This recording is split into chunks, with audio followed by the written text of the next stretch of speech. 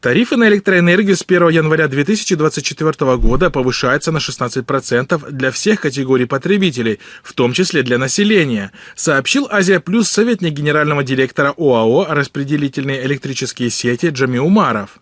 Согласно новым тарифам, цена за киловатт-час для населения будет 30,75 дирама вместо нынешних 26,51 дирама. کارخانه خودش اكو حل میکرد اگیش بسیار انکی از اون جمله همین برای خلق یک جبر است. Напомним, что тарифы на электричество, начиная с 2016 года, повышаются ежегодно, кроме 2020 и 2021 годов, когда из-за пандемии коронавируса показатели не пересматривали.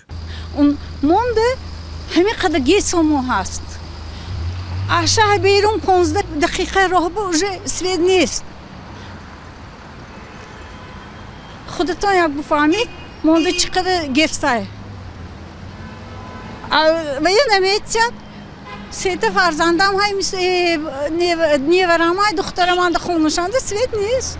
Согласно статистическому отчету «Социально-экономическое положение в РТ», опубликованному в марте, среднемесячная номинальная зарплата в Таджикистане в январе текущего года составила 1878 самани, $184, что на 12,3% меньше по сравнению с предыдущим месяцем. Уровень реальной заработной платы с учетом инфляции в январе 2023 года по сравнению с декабрем 2022 года уменьшился на 12,7%. Отмечается в отчете.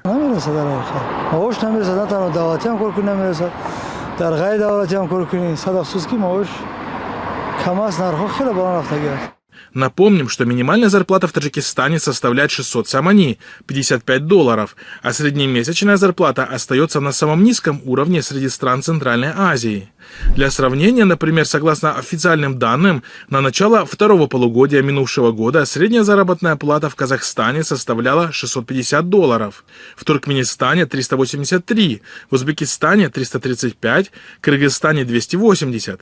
В подобной катастрофической экономической ситуации жители Таджикистана вынуждены массово отправляться в трудовую миграцию в России, где их ожидает масса опасностей, среди которых недавно добавилось и принудительное отправление на войну в Украине.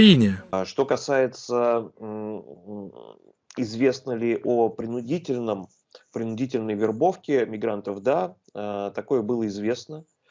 Например, часть иностранных граждан, мигрантов, строителей из Средней Азии привозили в Мариуполь якобы для проведения каких-то строек, жилых домов и так далее, а потом они оказались с автоматами на передовой. Я думаю, что это не единичный случай.